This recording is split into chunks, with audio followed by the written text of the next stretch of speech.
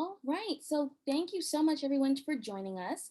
I would like to welcome you all to Navigating OCI, Do's, Don'ts, and Stress Management. We have an amazing program in store for you all, so let's get started. My name is Simone Yap. I am a rising 3L at Northeastern University School of Law and one of the members at large for the 54th administration of the National Black Law Students Association. Tonight, we are joined by Lisa Brathwaite, Jennifer Carriòn, and Alexis Firehawk. And apologies if you hear the that doop doop sound. I'm admitting people as we proceed. So, Lisa Brathwaite, she has worked in legal higher education on minority and race issues and with affinity groups for several years. She's currently the director for diversity, equity, and inclusion at Boston College Law. And at BC Law, she works in close partnership with several of her colleagues across student-facing offices and assists with creating a diverse, equitable, and inclusive environment to further the success of all BC Law students. Lisa graduated from Bowdoin College with a Bachelor of Arts in Sociology and Gender and Women's Studies, and she will attain her Master's of Education in Higher Education Administration. She formerly worked at my law school, Northeastern University School of Law, our Center for Co-op and Professional Advancement. At NUSL, she designed and implemented evidence-based programming for student affinity groups, fostered and maintained relationships with minority bar and professional development associations, and advised affinity groups as well as students when navigating personal, professional, and climate-based concerns. Our second panelist is Jennifer Carriòn, and she has served as the Diversity Recruiting Manager for Morgan Lewis since 2018. In her role, Jennifer is responsible for the overall planning, management, and administration of diverse law student and lateral non-partner lawyering, recruiting, integration, and development. She works with several teams across Morgan Lewis to develop and implement innovative diversity and inclusion outreach programs to support Morgan Lewis's strategic goals and to bolster their diversity hiring. Jennifer has vast experience and expertise in the legal recruiting world. In addition to working with Morgan Lewis, she has also worked with Seyfarth Shaw and Mintz Levin. She is fluent in Spanish, served as the Hispanic National Bar Association Deputy Region 1 President, and graduated with a Bachelor's of Arts from the University of Massachusetts Amherst. And our third panelist, as well as our Mindfulness and Law representative, Alexis Firehawk. She is a partner at Carpenter Hazelwood Delgado and Bolin LLP. She practices in the areas of community association law, business law, and litigation. She focuses on entity formation and dissolution, securities, general counsel, and civil litigation. Alexis counsels nonprofit and for-profit organizations of all sizes across industries regarding business transactions and strategies, capital market transactions, intellectual property disputes, and conflict resolutions. She manages Carpenter Hazelwood's summer associate, intern, externship, and mentorship programs. Alexis graduated cum laude with a JD from California Western School of Law and with a BS in economics from Arizona State University. She's on the managing board of the Mindfulness and Law Society and believes that mindfulness is not only a way to be a happy, resilient lawyer, but also the key to civility in our legal community. Please welcome our three panelists. So, tonight's program will be dedicated to navigating OCI mindfulness. The first half of our program will be discussing OCI, followed by an audience Q&A, and then we're going to switch over to the mindfulness component, also followed by a Q&A. So let us get started. Let me just adjust this.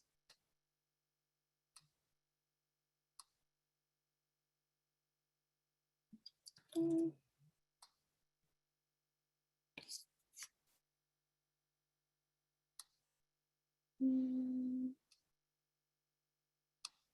Sorry, everyone, give me 1 second. I'm just turning on my speakers.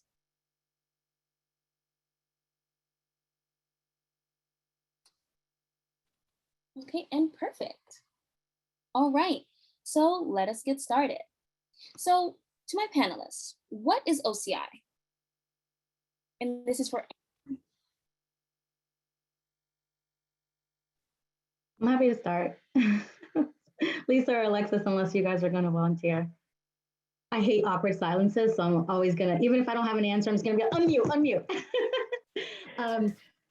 So OCI is essentially, and I don't know if this is the best way to describe it, but it's like speed dating with law firms. And you're essentially meeting with whatever employer it is.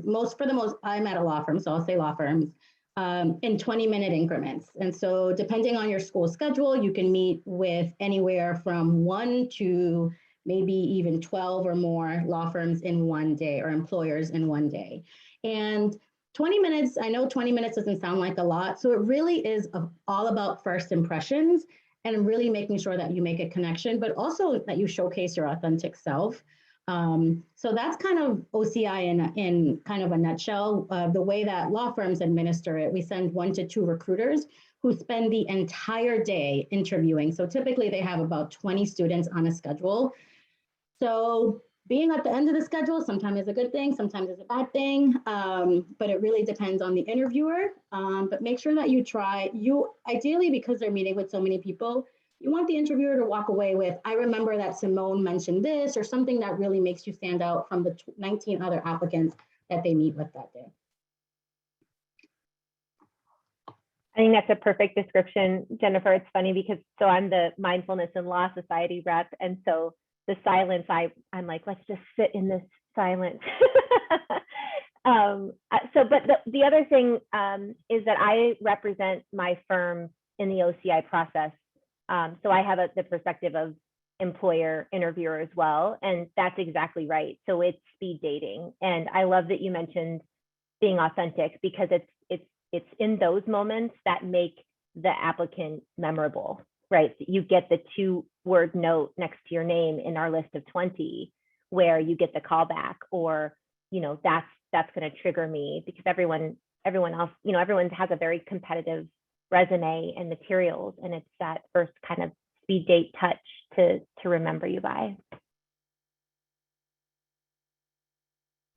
And I would add, as Jennifer mentioned, it's going to be really important for you to have good energy walking into the room, because that also helps carry the conversation.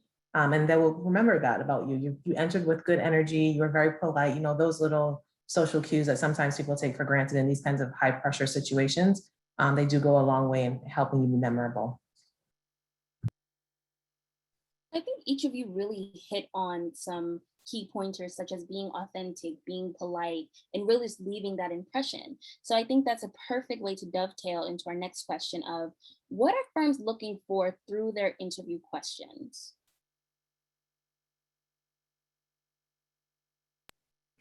The interviewers are really trying to get a sense of who you are. They have read your resume. They know what it says on paper, but they want to get to know and connect with the person that's sitting across from them for that 20-minute period. They want to understand a little bit more about you, about what passion you have, what drove you to law school, what your goals are, where do you see yourself fitting into the grand scheme of things in terms of the legal practice, especially here in Boston, and across the country, really and truly. People want to hear about the connection that you have to their particular city or location, and find out the ways in which you think that you can add value to their team pretty quickly, and really feel as though you are buying into their culture, because you feel as though this is something that is bigger than you, but you really see yourself being there for the long haul. I agree with everything Lisa said. I'll also add that the person who's doing the OCI interview, it kind of, whoever they bring back, that kind of like is a representation of them. So you want to make sure that you're bringing back somebody that, like, you don't want to bring somebody that's like complete dead and everybody's like, wait, why'd you bring this person back? But what you're going to hear a lot of firms ask you, a lot of firms right now are doing behavioral interviewing, which means past behavior shows future behavior. So we're going to be asking you, tell me about a time when you had to deal with a very difficult person and how you managed that. Tell me about one of your most challenging experiences. And when I asked a student that, she said, I had a really bad GPA my first semester. This is what I did to address it. It was in one particular class. I went to the professor. I asked him what I could have done better. I made sure that I addressed all of those issues. And then I kind of retooled myself for that following semester, and I had the best GPA. So we want to hear what happened, how you handled it, and what you learned from it, so that when you join my firm, you're not going to make those same mistakes. And when you do make mistakes, because everybody does, you're going to learn from them, and they're probably not going to happen again. But you're going to hear the general theme for law firms and legal employers is going to be behavioral interviewing. So think about examples for, that's one of the questions that you'll ask, but think about examples of behavior, experiences that you've had that are really going to showcase that for the law firm. I love that you said that, Jennifer, about like bringing the folks back, because it does. It's like, here's who I chose, and to Lisa's point, those two takeaways about culture and adding value. So from the employer's perspective, we want to hear a little bit about what you want out of the firm and what you want as the experience, but the focus should really be what you add. And the same goes for your materials. So look at your cover letter and see if you're asking for more than you're giving. And then Lisa's comment about culture, from my perspective, that's the point of trying to have that contact. I was going to say in person, but some of us have moved to Zoom just under the circumstances. But it's the cultural fit, which is why being your authentic self is so important. And I think from the interviewee's perspective, you're trying on that culture too, right? Whoever they're sending is a representative of their firm as well. Thank you all. So moving on, what are the qualities and types of answers that make someone a standout candidate during the OCI portion? I think I'm going to go to Lisa first, then Jennifer, then Alexis.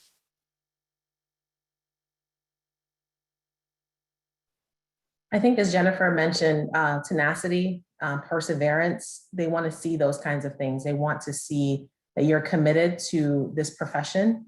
They want to see that you are a hard worker, that you are a good team player, you're a good leader, oftentimes. They want to see, and again, as Alexis mentioned, anything that's on your resume or your cover letter is fair game for you to be asked. So you want to make sure you know that through and through. If, for example, you were, an Olympic figure skater, they want to hear about that experience because that is very unique. So if there's something in your past or your current kind of situation that's very unique and you think it demonstrates your strength, then you want to make sure you also add that with the caveat that you don't want to be polarizing in terms of, political or those kinds of religious or those kinds of affiliations coming out the gate. That's something that you can have in a conversation. And it's a little bit more well received in a conversation rather than just being in black and white. But they want to hear about you as a person and the qualities that you bring, because they want to know that you're a hard worker. You're going to come hit the ground running and really add value quickly. I will say this, from years of recruiting, I always talk to the younger associates and they always said, after an interview, they always ask themselves, do I want to be locked in the conference room with this person at 3 a.m. trying to close a deal? Or do I want to jump through the conference room window from the 30th floor because I want to get away from them? You want to leave that room with that impact on them, saying, this is somebody that I'm really excited to work with. They're capable, they're smart, they know exactly what they're doing. If they don't know, they're eager to learn. That's what you want to leave them feeling. I agree with everything Lisa said. I will tell you, and I can guarantee you this, I am not a psychic, but I guarantee you that every single person on an interview schedule is a law school student and has a decent GPA. So all of that put to the side, what is going to make you stand out as a candidate to this specific law firm? So everything Lisa said is spot on. My hiring committee is obsessed. If you waitressed or were a teacher, it's like almost an automatic callback. You know how to deal with difficult people. You know how to work under situations of stress. Like that is like our end all be all. Like that is huge. But I say that to say that unique experiences really will set you apart from other candidates. Like I said, everyone that is interviewing is in law school. So what about you makes you different? What makes you a great candidate for us? Something that I will say to Lisa's point about, do I want to be locked in the conference room with this person? Keep in mind that employers tend to send their best people on campus. I'm not sending my yellers. I'm not sending my really difficult partners. So if this is the best representation of what they have, then maybe the person you meet with isn't really that impressive. This is my coworker, Ava, who insists on coming in every single time I'm on a panel. So apologies, guys. No apologies. Okay. Okay, that's enough. So I agree with everything Lisa said. And in terms of the types of answers, have a really good answer as to why you want to be in that city. I'm still trying to get Boston to break away from this, but if you want to be in Boston, the first question someone's going to ask you is, well, why do you want to be in Boston? It's almost like we're trying to convince ourselves that Boston isn't that great the city to be in, and you need a really good answer for why you want to be here. So be prepared to answer that question. And almost certain every firm will ask you is, why this firm? So when you're asked that question, I don't want to hear because you have an impressive corporate global practice. You just described every single AmLaw 100 firm. What I want to hear you say is Morgan Lewis is chaired by a woman. I really was impressed by that. I also saw that you launched a well-being program, and I saw that you had a remote working program before the pandemic. I was really impressed by that and the initiative that the firm took. I just made that up, but that answer is so specific to Morgan Lewis, it can't apply to any other firm. And that tells me as an interviewer, Lisa did her research. She really wants to be here and she knows kind of what we have to offer. So those are in terms of like the types of qualities and the types of answers that we're looking for, those are kind of some key takeaways I'll share there. Can I jump in and say one more thing too? Always make sure you know what firm has what practice area and do not confuse them. And don't argue with a partner or anybody that's interviewing you when they tell you we don't have that practice area. People have done it before you, just a note of caution. And the best way to, sorry, Alexis, before you get to that, use the now forms. Now it's nowdirectory.com. That tells you what practices each firm has in that specific office and which practices hire first years into that specific group. So if you can't visit every single firm website, go to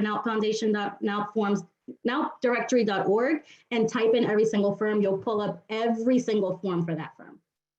Sorry, Alexis, I did not mean to like completely. No, I love it. Yeah, I feel like I'm crashing the pre part anyways. So thanks for including me. So two things, and this is to Jennifer's point about behavioral interview questions, is I'm always looking for someone who's teachable and who cares.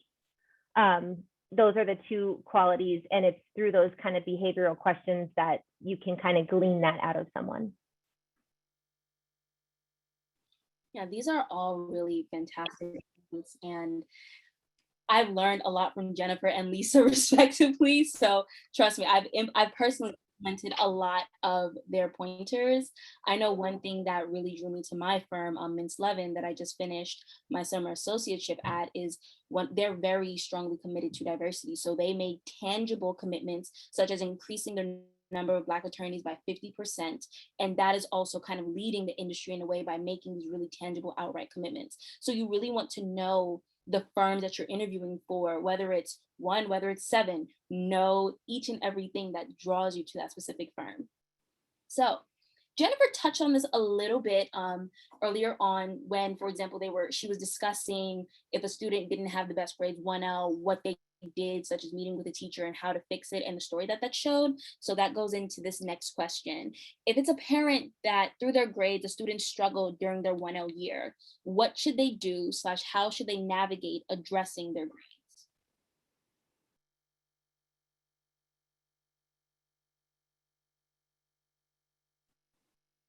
I'm going to go to Alexis first.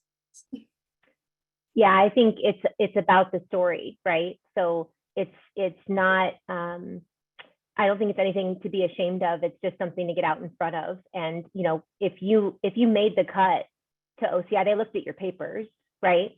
So there's something in your papers that made you make that cut despite a bad grade or a mark that you're not most proud of.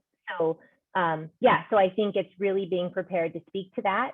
And maybe you won't get a question directly like explain this grade, right? But you might get a question that touches on it. And so don't shy away from it, just address it if you don't already do that in your cover letter. I'd say speak with your career advisor as well too, so you come up with an answer so you're ready to respond to that question should it come up. I also think a lot of times the firms, sometimes they'll understand that your first semester especially is a difficult one to adjust to law school. So you want to show, and I always tell students, an upward trajectory in terms of your grades so that they can see, yes, it was a transition period. I was able to kind of rise to the occasion second semester and really make the most of the opportunity. And again, like Alexis said, they've seen your grades, they know what you're bringing to the table, but they want to hear you talk about it a little bit more extensively.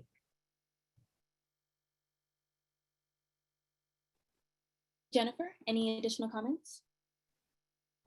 So I gave a pretty specific example, but ideally you want to show you identified what you did wrong and how you were able to pivot the following semester. So I had a student tell me, I realized I was studying all wrong, or I was blue booking all wrong. And this is what I did the following semester. So even if you can't be that specific, like I went to the professor and I discussed what I did wrong, this is what I learned, this is how I implemented it the following semester, and that was significantly helpful. Something like that should work.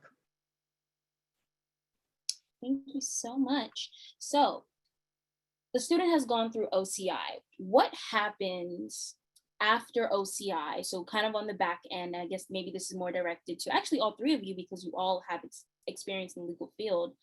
So what happens after OCI, and then how does the OCI interview differ from the callback process? I can get us started and then Alexis and Lisa can hop in. So at the end of the schedule, after us making attorneys spend 8 hours interviewing, we make them call us on the recruiting team, usually around 6:30 at the end of the schedule. And they, going into the interviews, they know how many callbacks they get. So anywhere from 5 to 6 to 10, depending on how many slots that summer that office has. And so we'll go through each student and they'll say, I want Lisa to come back. I want Alexis. I want Simone. When you bring Simone back, she mentioned she really likes IP. Make sure she has an IP interviewer. And you'll also start getting these really interesting tidbits. You know, she mentioned this. I thought this was really interesting. She went undergrad here. Make sure she meets with this partner who's also an alum. So that's where we'll get that information. And typically within 24 hours is the way most firms work. You will know whether you're coming back. If it's a little bit beyond 24 hours, either you're probably not going to get a call back, or they're still working their way through the list and it just might take a little bit. I know some firms take a few more days to do the callbacks. So beyond that, we then try to schedule you within 2 to 3 days within that, depending on your availability, up to a week. Ideally, you want to get in sooner rather than later, because what happens is firms start making offers on a rolling basis. If you're too late on the end time of that, it might take you a little bit longer to get an offer, if any, because as they start filling their slots, there's less opportunities to get an offer. So the callback process is typically 2 hours, 30 minutes each slot, 30-minute interviews each. Generally, the formula is 2 partners, 2 associates, and of those 2, at least 2 of them are hiring committee members. And that's very intentional. Most offices have a hiring committee. So I was in my hiring committee yesterday. Because at least 2 hiring committee members meet with each student, in addition to having their evaluations, I can say, hey, Michelle and Michael, you both met with Simone. Did she share this with you, or what did you think? I was in a hiring committee meeting yesterday where one partner absolutely loved someone and cited a specific example about the way she answered a question, and then the other person completely hated it. But it was interesting to have that conversation and to see those different perspectives. So that's generally the formula. The callback process obviously is going to be a way more in depth than the 20-minute interview. And you don't be surprised if you notice that certain interviewers focus on specific topics or questions. So your interviewer 1 might focus on your analytical skills. Interviewer 2 might focus on leadership. You know, the other 2 might focus on something completely different. And what that gives us is a full picture. And that way you're not going into your interviews and you're being asked the exact same questions and we didn't really cover as many topics. So that's generally what the callback process looks like. I will say some firms stagger it a little bit differently in their callback process. Sometimes they have you meet with 3 partners in a panel when you walk in the door, and then you meet with associates afterward in their offices individually. Depending on whether, you know, in the callback process, at some point you could be asked to join them for lunch, where they feel like you're a really strong candidate and they want to try to impress you over lunch with some associates and some partners as well from the practice area that you may have expressed interest in. So it really can run the gamut. I just say kind of be ready. Definitely have your wits about you, have your energy up, because it can be a lot to be on for such a long time. But, you know, really try to also, as Alexa said, try them on and see what the culture is like. You'll get a good read for the firm once you're in the 4 walls of the firm and you're moving around, you see how people interact. So really take that time to also do some inventory internally as well. Yeah, that's what our process looks like. So we'll do a panel with shareholders, and then we do the associate lunch, and it gives 2 views, a more formal view, and then it gives the socializing cultural view, and then it gets, you know, a perspective of peers versus shareholders. But we wear you out. It's a long morning into afternoon. So I think it's great advice to come ready for that. And the other thing, like Jennifer said, in terms of your interview resonating with someone and not all, and that happens. And so you might sense that, and that's okay. So I guess the advice I want to give is, if you are interviewing with a panel and you're not feeling one of the people, don't give up, right? If you're not feeling warm and fuzzy from everyone in front of you, that's okay, because that's how life is too, right? So have confidence that you're not dead in the water if you're not connecting with every single person. And I'll just add one more thing as well. Sometimes certain firms have large interview days, so you'll see some of your classmates, in the lobby waiting. You always want to make sure you're extremely cordial to your colleagues, because they notice those things as well, whether or not you speak to someone who's in your class or in your year, especially if you attend the same school. And all the other stuff too, Lisa, that's a really good point, like coming early, all the standard stuff, but that's clocked. Like, how early did they come? Were they prepared? How did they act while they were waiting? That type of thing. If you're waiting in the lobby and there's folks passing by, that's part of the process. You don't know who those people might be. And I always say this, as Jennifer alluded to it, Boston is very specific, but when you leave your home to go to any law firm for any interview, you have already started your interview once you get on the other side of your door, because you could be commuting in with someone who's on your schedule and you may not know. In a city like Boston, where our legal community is very small and very interconnected, you run into folks on the train, someone is married to someone or went to school with someone else. Like, the community is very small. I think it's like that in some major cities as well. So you want to be careful. You want to be courteous to everyone that you meet, because those little things matter, and you'd be amazed to see who is working inside of a firm once you get in there. I feel like I have to add like the virtual stuff now too, because we're still doing Zoom interviews. If you're taking notes, tell your interviewer. Do you guys know how awkward it is when you hear someone typing and they're like, are they typing an email? Are they not paying attention to me? Are they IMing with their friends? If you absolutely have to take notes, which it's just a little bit more awkward in the virtual environment, try to write it and tell your interviewer. Just want to give you the heads up. Is it okay if I write notes? I'm still very much listening. I just want to make sure I capture some important notes. If you have to do that, give them the heads up. If you are having internet issues, at the outset, say, I want to let you know I've been having a bit of spotty service. Do you mind if I jot down your cell phone number in the event I have any connection issues? Whatever you think might happen, and ideally you are in the ideal environment that nothing will happen. I had a student once tell me, I am back at home. I share a room with my little brother. If you see him walking in the background, please excuse me. I've put a notice on the door. I've closed the door. Ideally, your little brother won't be walking in the background, but it was January, it was peak COVID. I was like, listen, I'm not going to hold that against you. But I've heard so many horror stories about the virtual interviewing. Make sure, it sounds weird, but make eye contact. So look at the camera. That's been a big deal. People like looking away or seeming distracted. Those are some of the things that keep on coming up in hiring committee that I figured I would share. That is such a good point. I had an interview where we couldn't tell. So there was like some sort of background, like a trifold behind him, and it was going great. And then the trifold fell down, and he was literally in his closet. And that resonated with me because he had small kids. It was the throes of COVID, and the fact that this individual locked himself in his closet with a trifold crammed in there behind him, that effort showed me like respect, the hustle, like it just, those kind of things really resonate. So the effort, I guess the effort's worth it. And if there's a fail, that's okay too, because the person will see what you've done. Yeah, and to add to all of their points, when I did my virtual callback, I really treated it as if I was doing an in-person interview. So I had on the full suit because I wanted to get my mind in that same mindset. So even though I was at my computer like I am now, I made sure, okay, full suit, I practice. So I have a Mac in the photo booth app, just seeing, okay, what are my mannerisms? How's my speech? What is my pace? What does it look like when I look at the camera versus when I look at the screen? What does it look like if I touch my keyboard?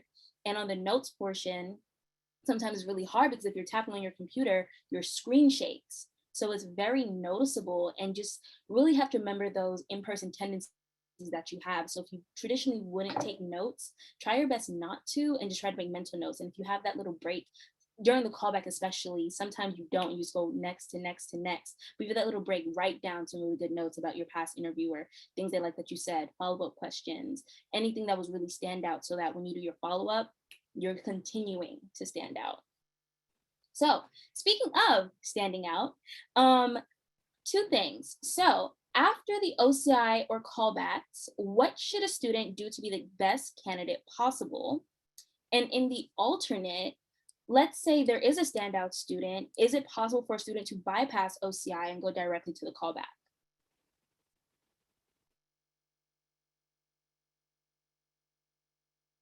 I'm going to start with Jennifer this time. To be a standout candidate, there's mixed opinions on this. Some people are like, you absolutely need to send a thank you email or a thank you letter. Some people are like, I already have enough emails. Please don't send me thank you anything. If you would like to, feel free to follow up with your interviewers. The best thank you emails are ones that are super specific.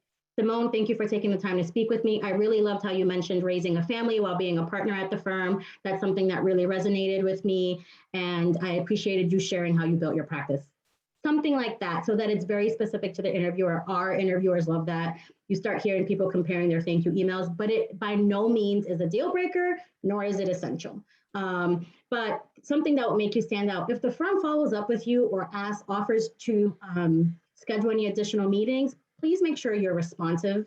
I've had people that I followed up with just to, I have all my offers out, but you're kind of next in line. We'd love to schedule a lunch. They won't reply. They take a really long time to reply. So to the extent that the firm is reaching out to you, definitely keep in touch. If you haven't heard from in a few days, feel free to email the firm. I usually say don't do it before a week. I just wanted to reiterate my interest in the firm. I remain very interested. I look forward to hearing back whenever you reach your decision, something like that. And then in terms of, do firms allow students to bypass OCI? Absolutely. If firms had it their way, they would skip OCI altogether and just bring everybody in before OCI. Because if you think about it, what happens is that 1L year, we're already making all these connections. So what we do is we keep in touch with you, and then we have what we call target lists. I would say most law firms do this. And so assuming your school allows it, so it depends on your school. There are schools that are like, don't even think about talking to our students before OCI.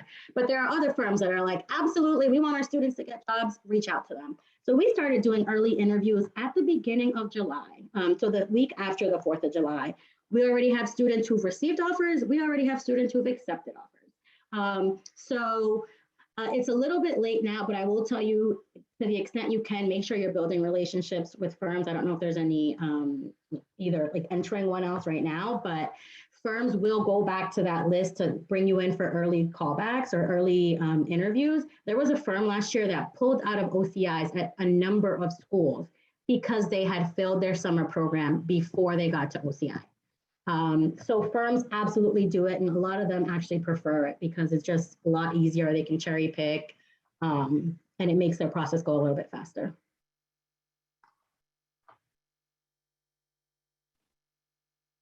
Alexis, any comments? I would add, a lot of you have probably been to some of these, virtual receptions, and like Jennifer said, they do keep the list. So you want to make sure that you keep in touch with folks that you've made a connection with at that time. If you're going to a firm and there's someone there that you've interacted with in the past, you want to make sure you email them and let them know that you're coming in. That's just a nice touch, so that if they're if they're around, they can pop in and say hi or put a good word in for you. Those kinds of things really go a long way. Networking is your best friend in this industry, so you want to make sure you maximize the opportunities. Yeah, I have the same comment. Anything is possible with networking. I'll add one more thing to Lisa's point on the virtual receptions. I've been on so many receptions where it just hasn't been cameras on for whatever reason. We're on a panel. But if you really connected with that firm, let them know you were in the room. Send an email to all or one of the panelists. I really appreciated you sharing that insight. I look forward to keeping in touch. I'm very interested in your firm. I've attended so many events where I can't see who's in the room, so I couldn't network. Like me, Simone has seen me in a room. I will go up to you and say, hi, my name is Jennifer Carriòn. I'm at Morgan Lewis. Where are you? I can't do that. I can't, unless I climb into your house, which is really weird. I'm not doing that.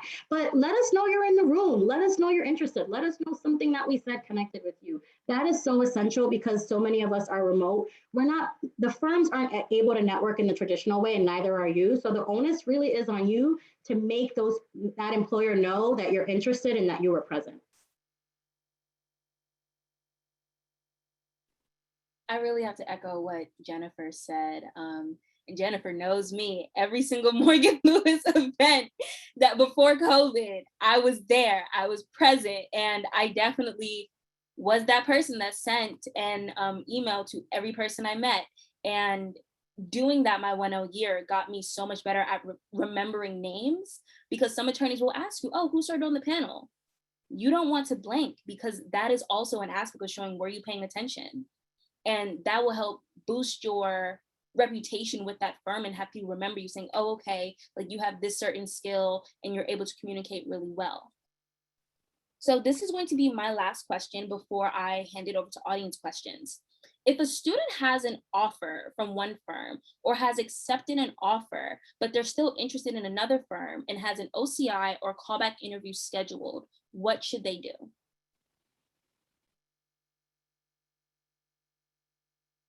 It's for anyone who wants it first. Jennifer. So those are two separate questions. So if you already accepted an offer, you need to withdraw from every single other interview on your schedule. You do not want to be that student who's, trust me, we are totally okay. Ideally, we would love to meet you, but if you already accepted an offer, don't waste our time. Don't waste your time. Withdraw from the process. You can send a very nice withdrawal email, and that should be it. Now, if you have an offer, that is totally fine. And if you're going to be interviewing with another firm that you're more interested in, feel free to let the firm that you got the offer from, thank you very much. I'd like to take some time to think about it. I'll be in touch as soon as I can. Be mindful of the deadlines. Most law schools firms, I think, range anywhere from 14 to 21 days. Some firms are requiring a 7-day interest reconfirmation, or I think a 14 days. So after 7 days or 14 days, if you still have that offer open, email the firm. I remain very interested. I'm still very much considering your offer. I'll be in touch as soon as I can. And then obviously wait, till you meet with the firm that you like better. If for some reason your offer is close to expiring, feel free to email the firm that you have an offer from. I'd like to take a little bit more time. I'm still thinking about it. I've had students tell me, I am interviewing with a few other firms. You do not have to disclose that if you don't like. But feel free to ask for an extension. The worst they can say is no, and at that point you have a decision to make, whether or not you want to accept the offer that you have, or you want to wait for the firm that you're going to be interviewing with. But I realize that's a less than ideal situation, because ideally you'll have all your offers at the same time. But keep in mind NELP guidelines. You're not supposed to keep more than, actually the NELP guidelines, we got rid of those. So I don't know keep in mind your school's guidelines. Like some schools say you can't have more than 5 offers open at one time. And that's for a reason. Some firms have really small summer programs, so you might be keeping an offer away from someone who really wants it. If there are firms that you have offers from that there's no chance that you're going to go there, turn down the offer. That way you're releasing the spot for someone else. Lisa, Alexis, any additional comments? I would just stay in touch with the recruiting team as well. As stuff changes on your end, you want to make sure that you let them know, so that if you're close to the top of their list, that they're better aware of what's happening with you, and they can go ahead and figure out if they're going to make a decision sooner rather than later on your candidacy. And I'll tell you, sorry, go ahead, Alexis. No, go ahead, Jennifer. I'll tell you, we have students tell us, if I get an offer from your firm, I will accept. And hopefully you're genuine in that, but that can sway our decision. Like, we have these 5 students, but these 2 told us that if they get an offer from us, they'll definitely accept.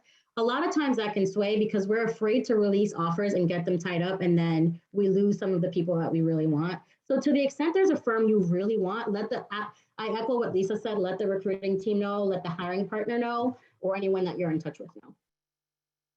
Yeah, I totally agree with all of those comments. I think, the one thing is that you don't want to sell yourself short, right? So I think you have to be honest, and like Jennifer said, don't hang on to an offer that you're definitely not going to take. That's just not for the greater good. But also if you have the first offer and you're really holding out for the other firm, and you don't have to accept right away, it's okay to take that time so that you can maximize your opportunities. So you've got to find a way to maximize your opportunities without wasting everybody's time. Thank you all so much for your super helpful and insightful answers. Even as a rising 3L, I know that I'm still going to implement the pieces of advice you all gave. So I'm now going to open it up to audience Q&A, and I have received some questions throughout our conversation. So for my attendees, the ones that have asked questions so far, I will read your question, but for those that would like to ask the question themselves, you can use the raise hand feature, or you can privately message me if you would like me to ask the question. So we have, we have 2 questions right now. So the first question is, what do you do if one of the interviewers does not have their camera on during the callback interview?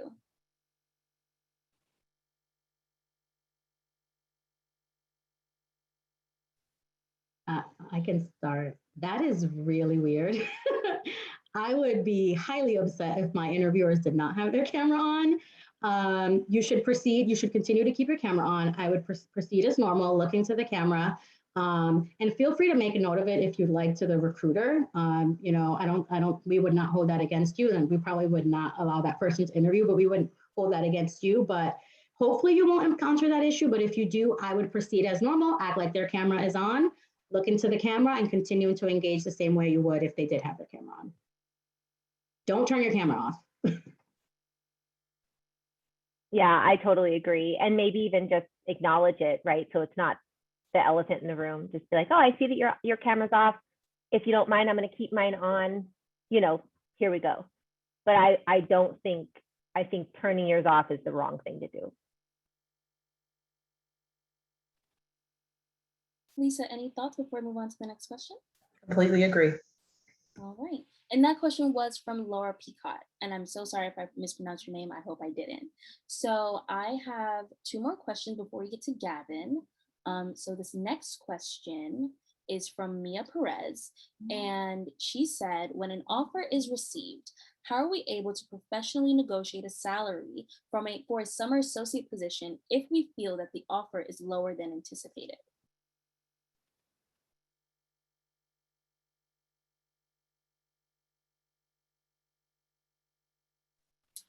Go to Lisa. In my years of experience, that's not something that students negotiate. The salary is generally based on this prorated for the first year class. So I have not seen an instance where a student has ever negotiated a salary. I think it's pretty much set for the office that you are interviewing for.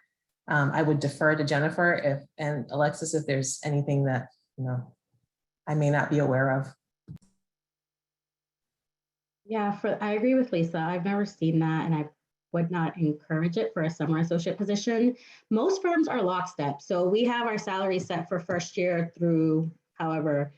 So you may potentially be asking for a raise that's more than what they pay their first years. So look at what their salary scale is for their first years. Like I said, the nowdirectory.com tells you exactly what they pay. If you don't think that's a firm that has the salary that you like, maybe don't interview with them. But I haven't been in a position where I've had a student negotiate the salary. Typically, it's based on, like Lisa said, what they're paying their first year associates.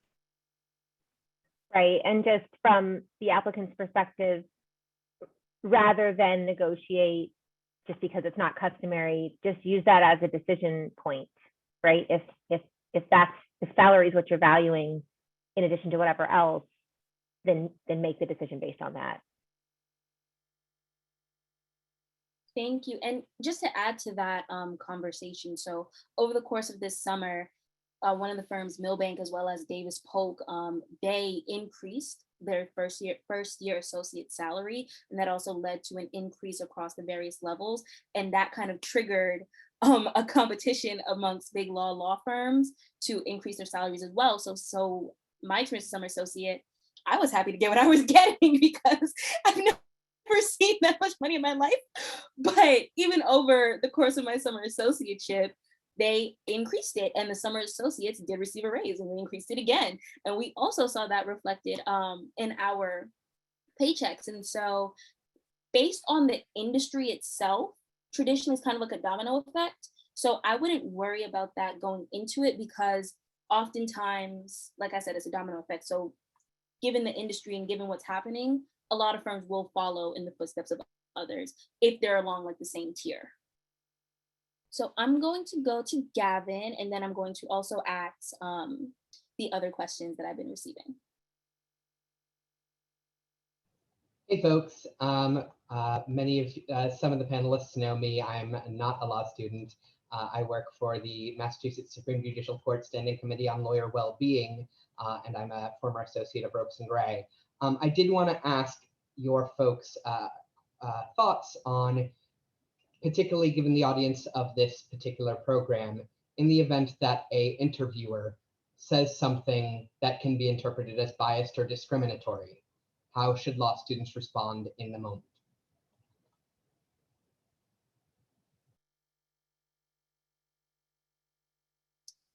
Alexis, would you like to go first? Well, that's just a super easy question to answer. You know, I'm standing up here saying that in your interview, you should be authentic, right? And so that's going to be my advice. If you encounter something, you should be authentic in addressing it. This is something that you'll navigate and probably have navigated your entire life, right? And, you know, Lisa talked about this. She said that, you know, you don't want to put something polarizing in writing, right? That type of, if you have a strong conviction in something potentially controversial, that having an opportunity to discuss that in person is a better way to do it. You know, oftentimes in those types of situations, you might reflect, you might ignore it and then reflect on it later, and then all of a sudden you notice it happened. So, so yeah, I don't have the perfect answer of what the playbook says to do, but what I will do is just challenge you to be authentic, and if it arises in the moment, you know, to address it. Leave it to Gavin to give us the hard question. You know what I would say to that, to the extent that you have the and I agree with Alexis, be authentic to the extent you can, but in the event you catch it in the moment and you know this is not something I should be asked, feel free to say, you know what, I haven't really thought about that. I'd love to get back to you on that. Something where you can kind of, and it's okay. If it's a biased question, you shouldn't be answering it anyways. I mean, if you can help it, and it shouldn't be held against you. And then as soon as that interview is done, notify your career services office. That person should not be asking, I mean, and it's sad that a lawyer would, sometimes lawyers do ask questions. Notify your career services office. I have had in prior firms, I have had career services tell me, you know, someone asked our female student if they plan on having a family. What? Someone asked that? They shared it discreetly. We did not, you know, we just took the person off the interviews. We didn't say why. We just said, actually, we decided to regroup. Actually, we wanted to align this practice group a little bit more with these interviews, something like that. But that way you're not just, you know, if you don't want to kind of to notify the firm or scared of retaliation, notify your career services office. And I guarantee you the recruiting department will appreciate that feedback and will do everything they can to make sure that does not happen again. But I would, to the extent you can, say, you know, I haven't really thought about that. I'd love to get back to you on that. Something like that, if you can, absolutely feel free. I'd have to agree with that as well, because you don't want to say something that you're going to be uncomfortable saying or regret later on. And then, you know, your career services office should be your first stop for everything that happens in the firm world, because they have the relationships and they can have those uncomfortable conversations without you having to be in the midst of it. So I agree. Yeah, and even to add to that, a lot of times that will not go unchecked, and sometimes it will. But if it does go unchecked, sometimes that also tells you as an interviewee, is this the place that I want to be a part of, especially if they're like this bias or invasive question is being asked. And another component to that is really think about what impression does that leave on you? Going back to, I think, what Lisa, Jennifer, and Alexis all touched on, you are also interviewing the firm throughout this interview. So if you don't like that feeling, maybe that is not the space or the firm for you. And even if you have maybe a mentor or someone that you've grown close to at the firm, you can also talk to them and ask them about your experience, because they'll also be able to advocate and address this maybe easier than you as the student or interviewee will. Can I add to that? Sorry, when you said about, an environment that you would want to be in, I've had so many students ask me if they can wear their natural hair to interview. And I say absolutely yes. Do you want to work at a firm that does not allow you to be your authentic self, wear your hair however you want? And I'll say this, and then I'll move on to the question. Sorry, someone want to jump in. Think about being a first-year lawyer. Being a lawyer is already stressful enough. Your job is to identify the environment that is most going to allow you to thrive. The best way you're going to thrive is if you're allowed to bring your authentic self. I remember my first few years working at a law firm, and not because the firm required this, I was always covering. I felt like I couldn't tell them that I was going to the Beyonce concert that weekend when they asked me what I was doing or whatever. So it's already stressful enough. You want to be in an environment that's going to allow you to thrive. So absolutely be mindful of that. So I agree with that, Simone. Yeah, it's actually so funny. So during my summer associateship that I just wrapped up, we had a trivia night. And I remember I was on the trivia team with one of the corporate partners, and I told him the song The Box by Roddy Ricch, just be my authentic self. But I just warned him, if you have kids, don't play it because it has explicit lyrics, but like being open about it, and he was totally open. So there are ways to navigate it, but just remember, be your authentic professional self and just don't lose yourself in the process. So, and as Black people, like, and even greater, more BIPOC, we know how to code switch a lot. So just be aware of that. So we have a lot of more questions. We have 1, 2, 3, 4. Simone, can I just compliment Jennifer? Jennifer, that tool is so huge. I just want to highlight it again. So if you're asked an inappropriate question, instead of confronting if that's not what you want to do, if that's not your authentic reaction, that your suggestion is so awesome, because then you can just say, oh, I haven't thought about the answer to that ridiculously inappropriate question. I'll get back to you on that. I mean, that's an amazing tool for someone like me, who my authentic self isn't to confront, right? And that's something I'm working on. So I just want to highlight that. That's a great response.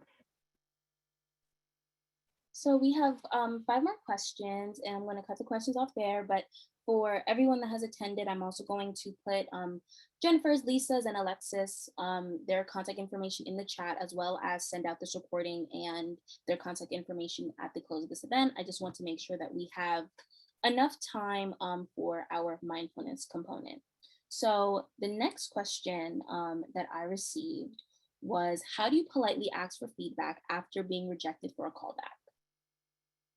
And this question was from Ashley Bassmate.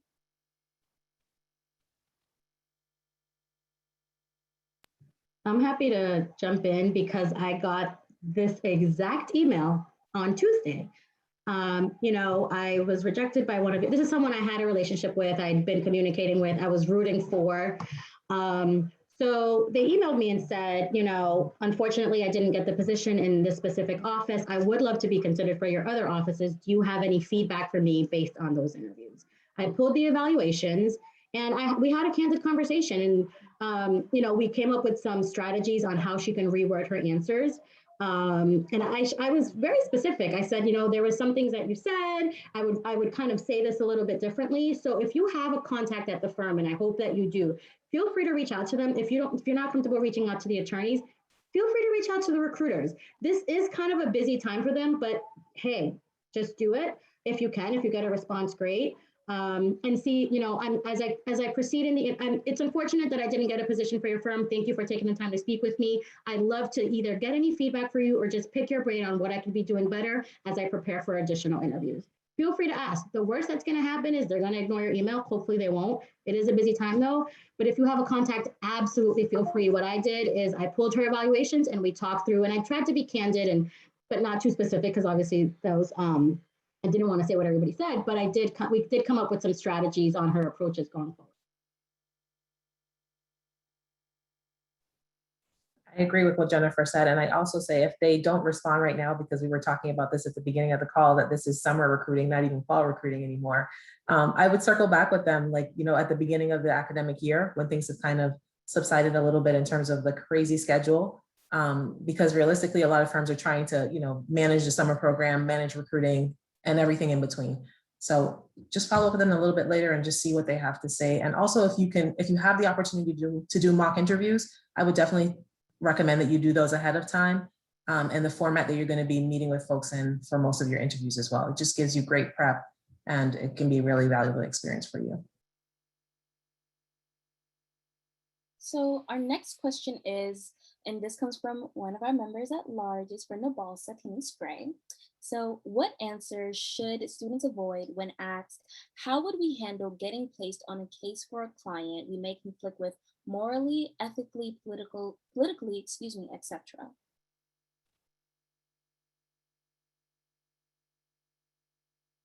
That is a very great question, so please take some time to think about it.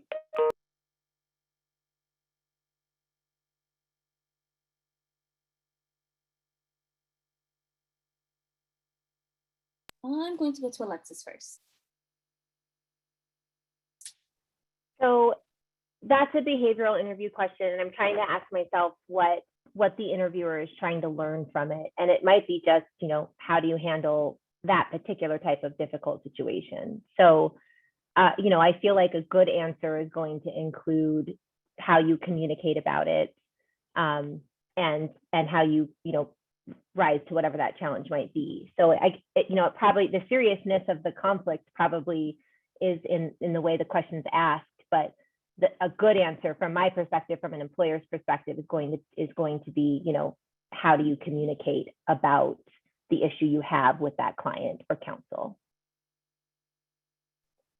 And I would also, I agree with Alexis, and I'd also add that it really will give you the opportunity to talk about your professionalism more than anything else, and the way in which you approach the matter that you're working on.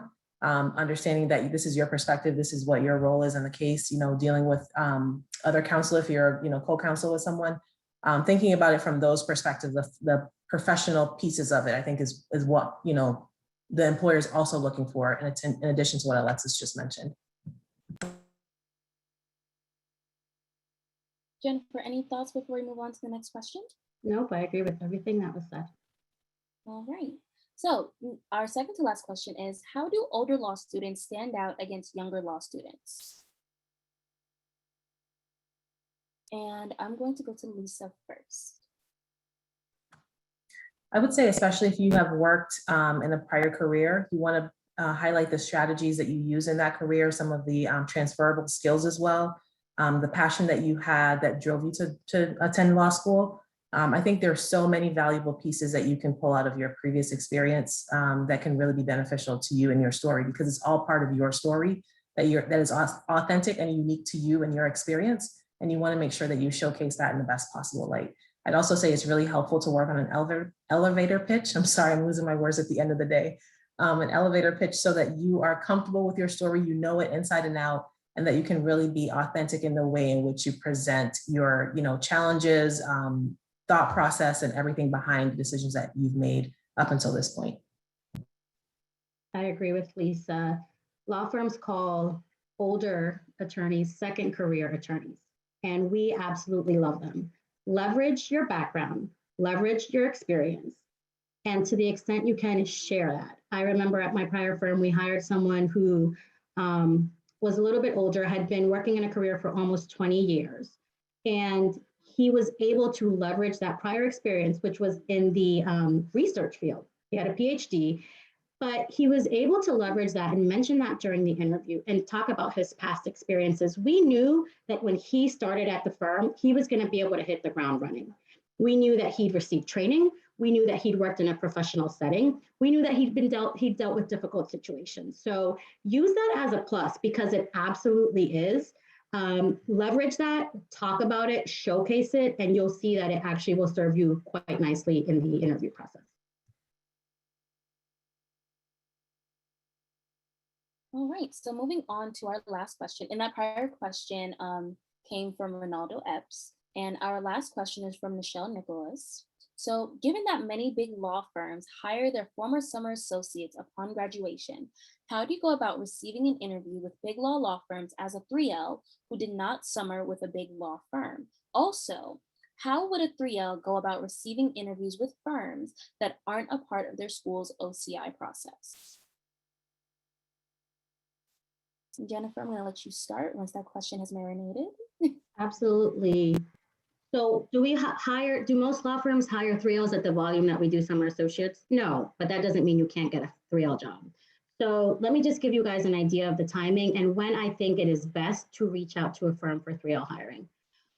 So we're hiring our summer class right now, typically, and then we have our first year classes start in September, October.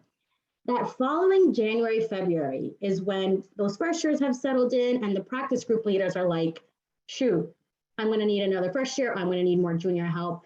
I always say, to the extent you can, reach out in the January, February time period. That's when I tell folks to reach back out to me. It's so much closer to the fall period, and I have a way better understanding of what my anticipated needs are than I do a year before. That being said, to the extent you can, start making connections with firms now. If we were in person, I would tell you, drop by every single firm's hospitality suite, drop off your resume, let them know you're looking.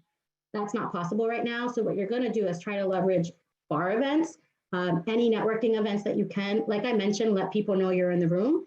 I had a student once tell me, I saw you speak on this panel. I'm going to potentially be looking for a 3L position. I'd love to be considered. And I don't know if he had like a reminder on his calendar or something, but around every 2 to 3 months, he would send me just a very general email, not like, hey, do you have a job for me yet? Hey, I know we're heading into the holidays. I just want to tell you happy holidays. To the extent that there are opportunities, I want to just let you know I'm very interested in the firm. I look forward to keeping in touch. Then the spring came around. Hi, Jennifer, just checking in. Want to let you know I just wrapped up fall semester. I did excellent. I'm still looking for a 3L position. To the extent that you're going to be opening anything, I want to be considered. And what he did is, and I have a 3L folder. So anytime, and because I work, I'm resident in our Boston office, but I work with all of our US offices. So the second I see a first year opening, I go into my 3L folder and I'm like, oh, let me see the students that I've been communicating with this past 6 to 9 months. What offices are they interested in and what practice groups are they interested in? To the extent you can, try not to limit yourself too much. I had a 3L reach out to me last year and they wanted to do international arbitration. I think that's amazing. That's great. But guess what? You just talked yourself out of a job at Morgan Lewis because I don't have a first year opening in that area. I did have this corporate opening, but you just told me you only want to do international arbitration. So to the extent you can, try to be a little bit open-minded. I am not saying go into tax if you hate tax law. That is not what I'm saying. If you really want to do labor and employment law, consider just general litigation. If you really want to do transactional work, be open to finance, project finance, investment management. Try to be flexible. Those are definitely some things that I would say keep in mind. Make a list of the firms that you're interested in that have the practice groups that you would be interested in, that have the offices that you would be interested in. I will tell you that I had someone that I hired as a 3L, and by the time we posted it with his career services office, he was already in his second round interviews with us.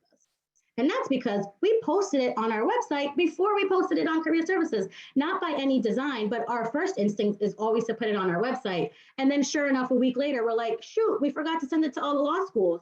But because he didn't wait for it to hit his law school career website, he was aware of the opening before almost most other candidates.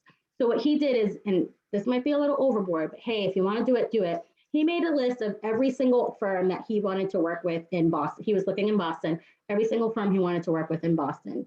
He had a spreadsheet and he made a list. He made an effort to go check their websites at least once a month to see if they had any openings. And that's how he found out that Morgan Lewis we had just posted it maybe 2 days prior. He was one of the first applicants to apply. He also reached out to one of our attorneys who was an alum from his school. I just applied to this first year opening. I'd love to schedule a coffee chat with you to see what else I can do to set my application apart. He was hired about a month later. He just transferred to a New York office and he's doing incredibly amazing.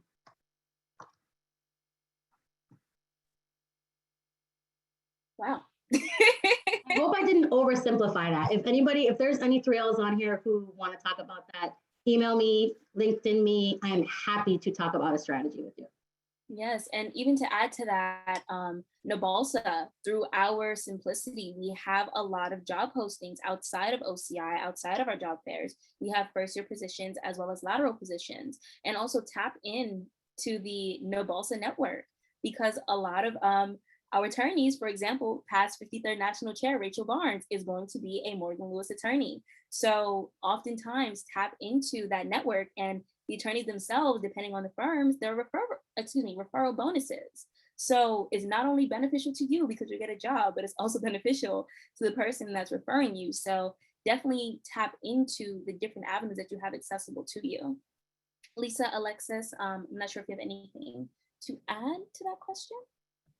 I'd just say also keep an eye to the market, see what's happening, what practice areas are kind of opening up. And then again, like Jennifer said, if you have an interest in a particular firm, then reach out, especially if you're interested in that particular practice area. One of the firms I was at prior to my transition to higher ed, we actually hired, I want to say 4 3Ls in the spring of their 3L year, which was completely unheard of, but the practice areas were completely understaffed for that year because the prior summer class was so small. So definitely keep your ear to the ground and see what you can find out. All right, so that was our last question related to OCI. I would like to thank you, Jennifer, Lisa, Alexis, for, again, your super insightful responses to all of these questions, and to all of our panelists, to all of our attendees. I've included their emails in the chat, and after the program closes, this recording will be sent out later this week or to the tip of next week, as well as their contact information. So I'm now going to hand it over to Alexis to lead our mindfulness component, which is very needed during OCI callback period. So thank you, Jennifer and Lisa, so much. And I'm about to hand it off to Alexis. Thank you, Jennifer and Lisa, for letting me crash your part. That was fun. All right, so like Simone said, I am a member of the Mindfulness and Law Society. And tonight I'd like to share with you just a couple quick mindfulness tools that can help you manage the stress of OCI and the stress of the callback process. So I'll start with answering the question, what is mindfulness? And what I'll offer you is how the Mindfulness and Law Society describes it. We describe mindfulness as the ability to be in the present moment fully, intentionally, and non-judgmentally. Practicing mindfulness cultivates many skills and mental qualities that can be helpful to those in the legal profession, including the ability to focus and concentrate, recognize and let go of distractions, manage stress and other emotions, and also accept others openly, compassionately, and authentically. So that sounds harder than the bar exam, right? Kidding, it really isn't. I just want to start with the idea that wellness is a state of relating to stressors in a healthy, life-sustaining way. I want to acknowledge that using mindfulness tools they don't erase stress, right? The OCI process and the profession that you're pursuing is stressful, and managing that stress will help you be a happier, more resilient student and a happier, more resilient member of the legal community. Okay, so my first suggestion for mindfulness tools is to practice or capture what I call little mindfulness moments throughout the day. So these are quiet moments, even seconds, that you can find throughout the day that can add up to peace. For example, I can find stillness even commuting to my next hearing or commuting to my next meeting, right? Turning off the radio, driving, and be fully present in that experience. Or if you're commuting, being fully present in that experience. You can find little mindfulness moments by gazing out of the office window or out of the classroom window, and even in the middle of your workday. It's just finding a moment of disconnection from all the stimulation around you and really just feeling your body and being present. even if it's just for 30 seconds. My mindfulness practice is anchored through yoga. So I'd like to share with you a tool tonight that's called diaphragmatic breathing or belly breathing. Belly breathing helps you relax your body and calm your mind. It's a technique for stress, and people also use it for pain management. Belly breathing uses your diaphragm to get more oxygen into your lungs.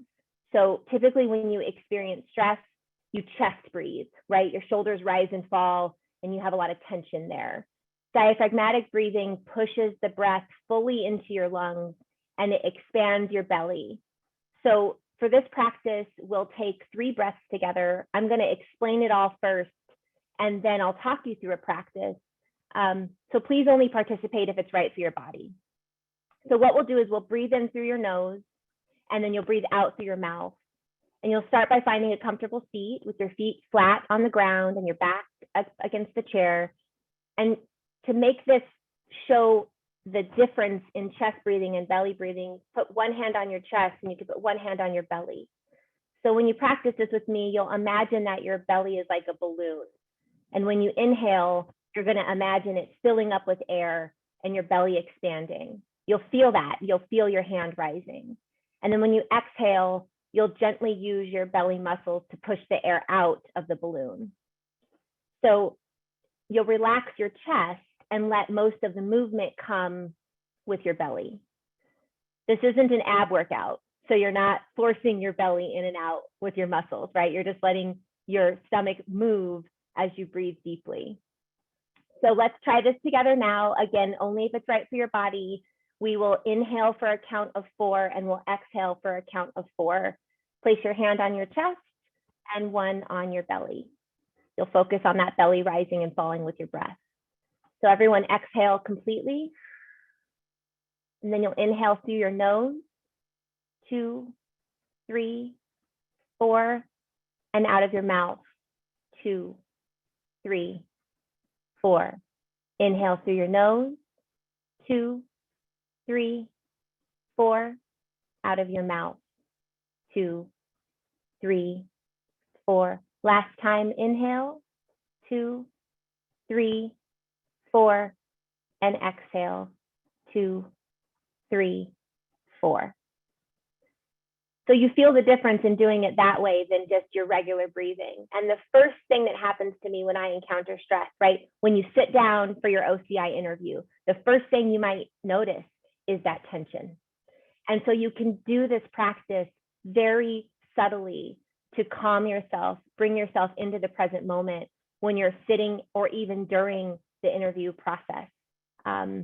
You can, the more that you practice doing this, the more that your diaphragm will get stronger and you'll actually begin to breathe this way normally, right? Out of that chest stress breath and into the more present diaphragmatic breathing. And then I am going to put something in the chat.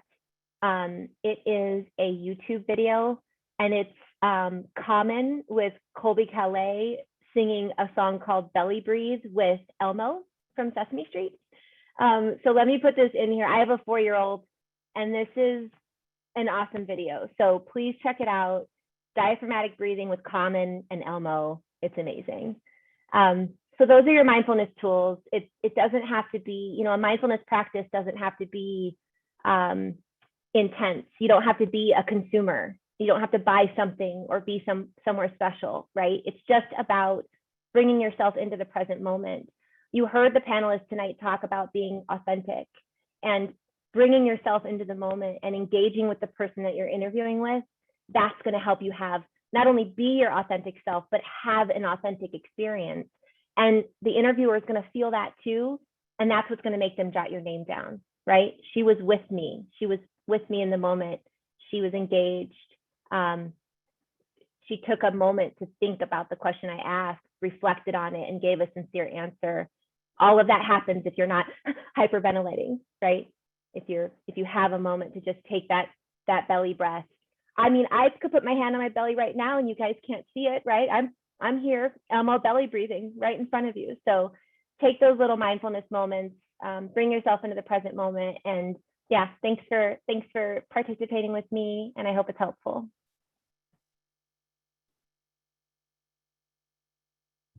Thank you so much. And I was with you. I really appreciated that. I felt myself just calm down as I was doing that breathing, and just even anxiety I didn't know just release. So I really appreciate that, and just everything that Mindfulness in the Law Society stands for. So for everyone in attendance, this is the conclusion of our program. I think just a phenomenal way to end on a nice calm note after discussing all the components that really drive our anxiety up. So thank you so much to everyone, to Alexis, Lisa, Jennifer, the Mindfulness and Law Society, and to all of our attendees. Thank you so much. Be on the lookout for future NBLSA programming, and we look forward to seeing you at the next event. Have a good night, everyone.